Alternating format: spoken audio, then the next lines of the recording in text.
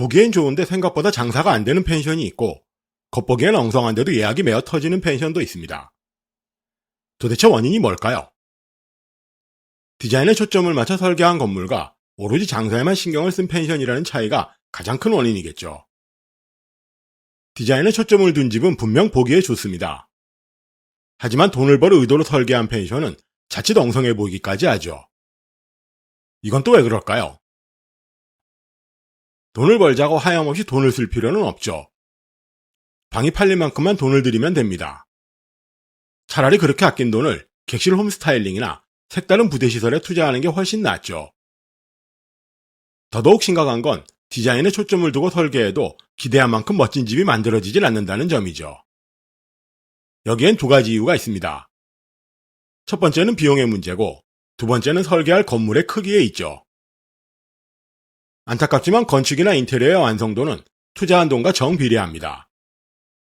요즘은 건축 비용이 워낙 올라서 원룸이나 다세대도 평당 700만 원 이상은 들죠. 펜션은 어떨까요? 풀빌라는 물론이고 웬만큼 고급스러워 보이는 펜션은 평당 1000만 원쯤 든다고 봐도 됩니다. 그 정도면 충분할까요? 물론 아니죠. 욕심을 부리면 부릴수록 건축 비용은 가파르게 늘어납니다. 재미난 건 그만큼 돈을 들일 형편도 안 되는 사람들이 이러쿵저러쿵 입방아를 찍는다는 점이죠. 정작 그만큼 돈을 들인 주인들은 입을 꾹 다물고 있는데도 말이죠. 그렇다면 입을 꾹 다물고 있는 주인들은 왜 그럴까요? 자신들의 예상과 보기 좋게 빗나갔기 때문입니다. 펜션뿐만 아니라 그 어떤 건물도 일단은 크기가 커야 다양한 모양으로 설계할 수 있죠. 하지만 웬만큼 규모가 큰 생활 숙박업은 물론이고 고작 해야 70평을 넘지 못하는 농어촌 민박을 눈에 띄게 설계할 방법은 없다고 봐도 됩니다. 실제로 전국에 있는 펜션 중에 60-70%는 전원주택 스타일이고 나머지도 건물의 생김새는 거기서 거깁니다. 기껏해야 건물의 높낮이나 지붕의 모양, 창문의 크기 정도만 서로 다르죠. 이러다 보니 신축 공사 비용 대부분이 값비싼 외장재나 인테리어 비용으로 쓰이고 맙니다. 물론 이 정도로도 나름 멋진 집을 짓습니다. 하지만 객실이 잘 팔릴 거라는 확신은 없죠. 다행히 장사가 잘 되면 모를까 막상 손님이 뜸하면 다들 입을 꾹 다물죠. 이럴 바엔 차라리 객실 홈 스타일링이나 색다른 시설에 투자하는 게 낫다고 말하는 배경도 바로 이런 점 때문입니다. 이러니 저러니 해도 건축에 관해선 아무것도 모르는 우리는 많은 부분에서 건축사의 의견을 따라갈 수밖에 없습니다. 자신의 의견을 충분히 전달해야 하지만 기술적인 문제와 법적 규제라는 거스를 수 없는 벽에 부딪히기라도 하면 말 그대로 속수무책이죠. 모두가 그런 건 아니지만 자격증의 권위를 내세우는 건축사들도 더러 있습니다. 심지어 우리가 건네는 비용 정도로 몇 날 며칠 머리를 쥐어뜯으며 설계할 거라고는 기대조차 하지 않는 게 좋죠. 그렇다면 과연 어떻게 해야 할까요? 건축사무소와 나누는 대화의 방향을 틀어야 합니다. 인허가나 기술적인 부분은 건축사에게 짐지우는 대신 펜션 운영에 대해서는 끈질기게 물고 늘어져야 한다는 얘기죠. 그럼 지금부터 과연 어떤 부분을 물고 늘어져야 하는지 하나씩 알아보겠습니다. 가장 먼저 여러분이 놓치고 있는 사실부터 짚어야겠네요. 펜션을 예약할 손님들은 홈페이지를 통해 우리 집을 살펴봅니다. 그래서 건물의 생김새가 예약에 미치는 영향은 생각보다 크지 않습니다. 어려운 말로 매출 기여도가 낮다고 하죠. 이와 정반대로 객실의 형태와 구성은 매출 기여도가 높은 편입니다. 이건 또 무슨 얘기일까요?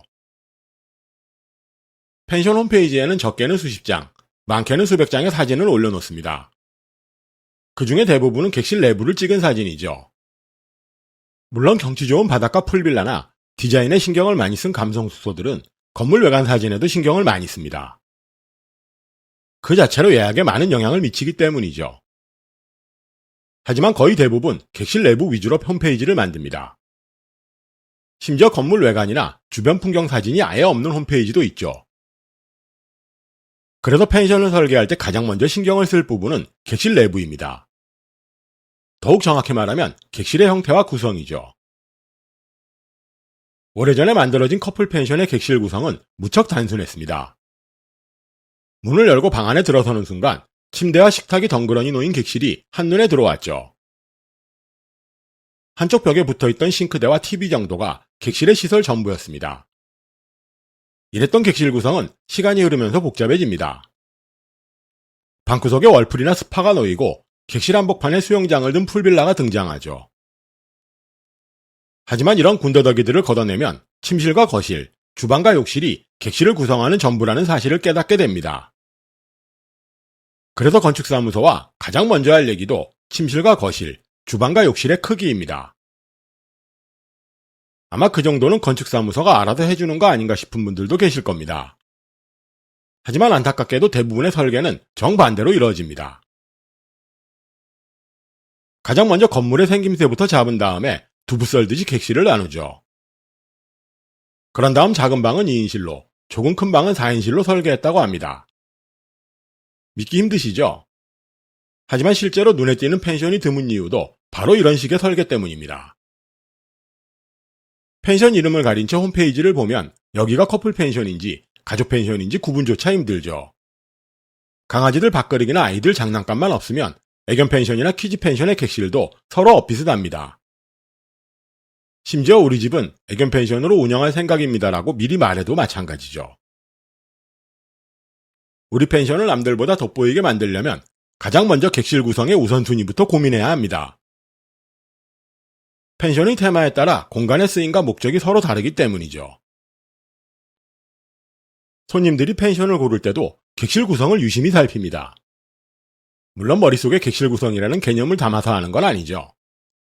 하지만 남들과 다른 객실 구성을 보는 순간 인테리어가 좋다는 환상을 품습니다. 이런 환상만 심어줄 수 있다면 굳이 건축공사에 많은 돈을 쓸 이유가 없죠. 객실 구성이라는 말을 너무 어렵게 받아들일 필요도 없습니다. 펜션의 종류에 따라 핵심이 되는 공간을 가장 크게 뽑기만 해도 절반은 성공합니다. 앞에서 말한 것처럼 오래된 펜션들의 객실은 모텔방과 거의 흡사했죠. 실제로 건물의 생김새나 구조가 모텔처럼 생긴 펜션도 많습니다. 요즘은 예약이 뜸하지만 그 무렵에는 나름 인기도 높았습니다. 이유가 뭘까요? 커플들에게는 안성맞춤인 객실 구성이었기 때문이죠. 미혼의 젊은 커플들에게 거실이나 주방은 딱히 필요가 없죠. 바베큐를 마치고 나면 일찌감치 침대에 누워 시간을 보냅니다. 아침을 챙겨 먹는 커플들도 거의 없죠. 그래서 모텔방처럼 생긴 객실에 엉성한 싱크대만 있어도 제법 짭짤한 수입을 얻었습니다. 거꾸로 이때만 해도 가족들이 갈 만한 펜션을 찾기가 오히려 힘들었죠. 실제로 가족들을 위한 객실은 커플들과는 정반대로 만들어야 합니다. 커플을 뺀 나머지 펜션에서는 침실의 비중이 가장 낮습니다. 당장 가족 펜션만 해도 그렇죠. 일부러 날을 잡아 펜션에까지 놀러와서 각자 침실에 틀어박혀 있을 가족은 없습니다.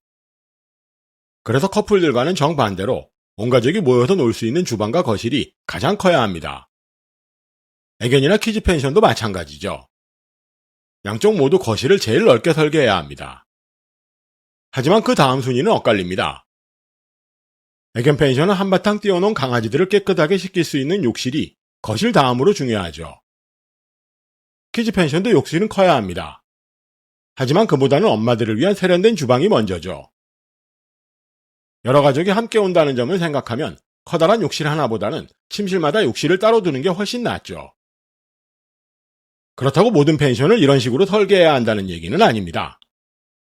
객실 구성의 우선순위를 바꿔도 되고 다양한 변주도 가능합니다. 이런 대표적인 사례가 풀빌라와 감성숙소죠.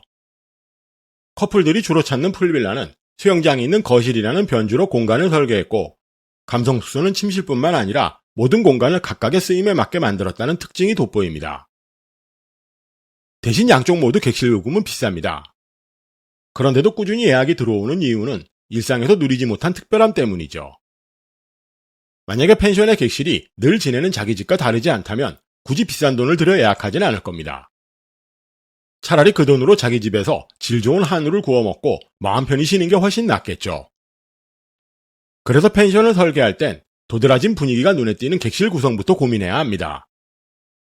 그렇다고 우선순위를 차지하는 공간만 마구 키우라는 얘기는 아닙니다. 나머지 공간들도 나름의 기능에 충실한 쓰임새로 만들어야 하죠. 자, 이제 정리해보겠습니다.